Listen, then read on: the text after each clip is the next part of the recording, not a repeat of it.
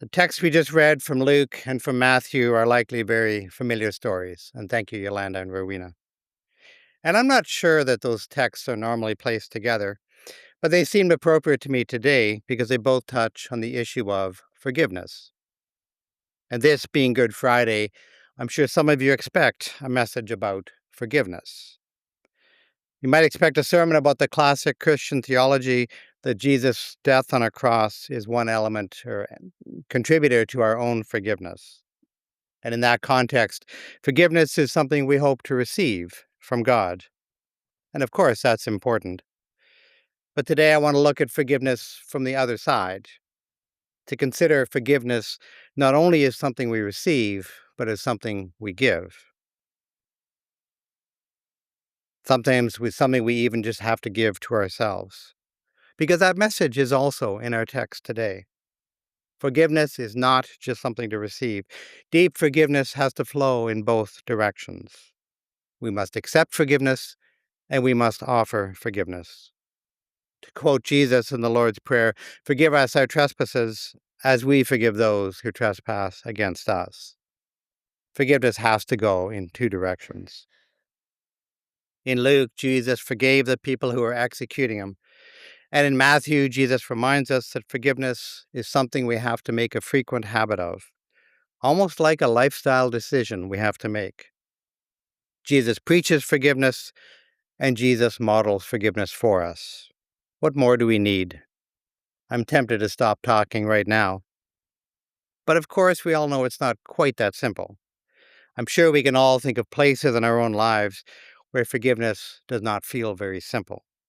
Even with people we love, forgiveness can feel complicated. And of course, forgiveness can be a lot of work.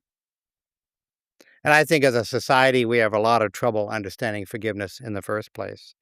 Many of us have been permanently scarred by stories such as the movie Love Story, which preach that love means never having to say you're sorry, which always struck me as so crazy. I mean, I figured if we loved someone, why would we hesitate to offer forgiveness? Why would we not want to apologize to people we love? Well, think of the story of the child who prays to God for a new bicycle. But when the parents overhear the child praying, they explain, well, God doesn't really work that way. And the child realizes, oh, yeah, God is the source of forgiveness. So the child steals a bicycle and prays for forgiveness. Or consider the familiar store familiar sign in a convenience store. Check cashing policy. To err is human. To forgive is $40. I think we as a society are a long way from coming to grasp with forgiveness. Well, what is forgiveness anyway, and what is it not? First off, forgiveness is not a feeling, it's a decision. If you're waiting until you feel like forgiving someone, it may never happen. Forgiveness is a decision you and only you can make, and only you can decide when to do it. Forgiveness is not condoning what the other person did. By forgiving someone, you are not saying that their actions were okay. Forgiveness is not pretending that you were never hurt. If you'd never been hurt, then forgiveness would not even be necessary. Forgiveness is about how we choose to live given our past and perhaps present woundings. Forgiveness is not forgetting. The idea we need to forgive and forget can be very dangerous because we're allowed to learn from our own lives and our own mistakes.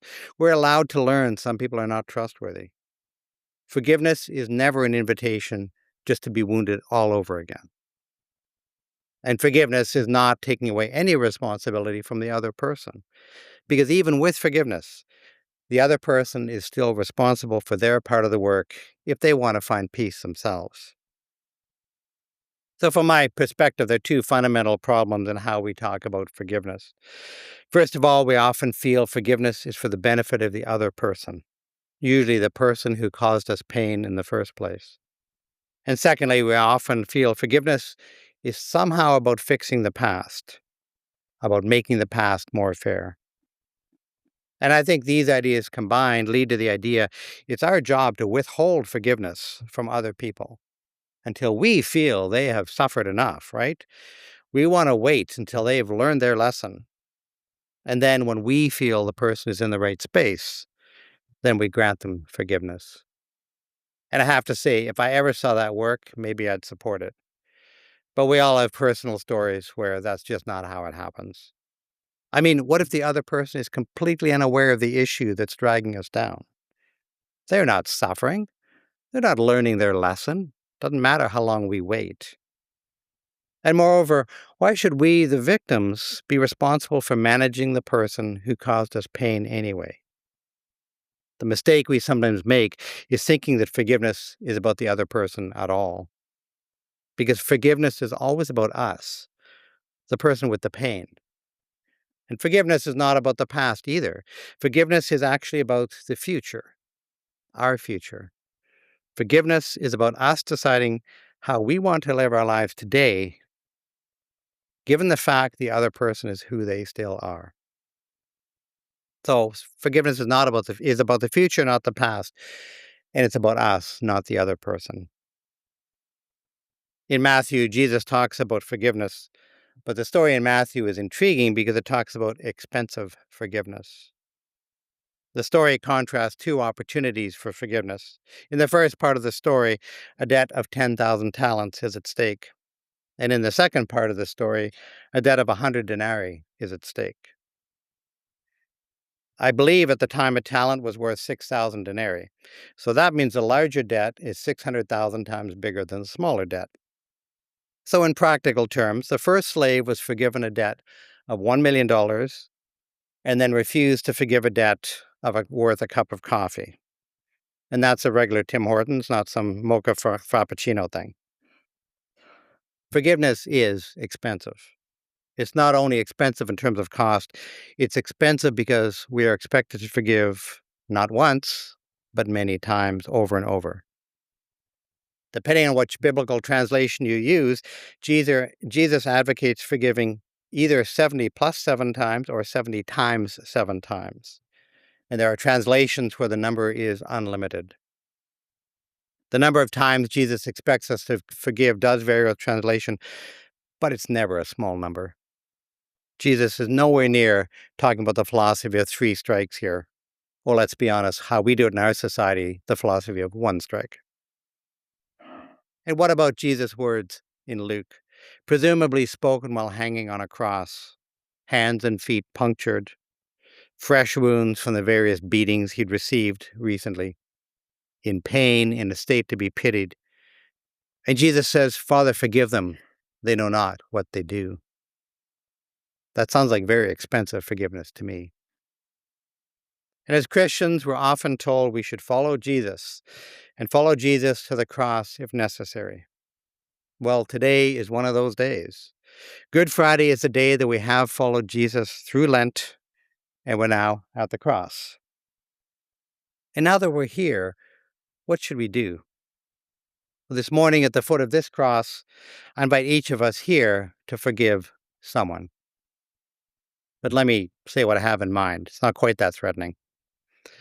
I invite each of us to consider our own lives and invite us to reflect on a person or a situation where we need the healing that we would get if we could forgive. Perhaps you think of someone with whom you've intentionally been withholding forgiveness. Perhaps the forgiveness you've been thinking is too expensive. The other person does not have to be here. The other person does not even have to be alive. The other person might be you yourself. Because forgiveness is something we do for ourselves. Forgiveness is when we relinquish our need for control and revenge. Forgiveness is when we decide to move forward in our own lives. Remember, forgiveness is about us, not the other person. And forgiveness done properly is always about our own future. Forgiveness is unlocking a door to set someone free and realizing you yourself were the prisoner. So today, at the foot of this cross, I invite us all to stop being a prisoner to your past. Forgive and be forgiven. Forgive us our sins as we forgive others. The way to the cross leads to many things. Today is my hope and my prayer. It leads each of us to a forgiveness that we deeply need.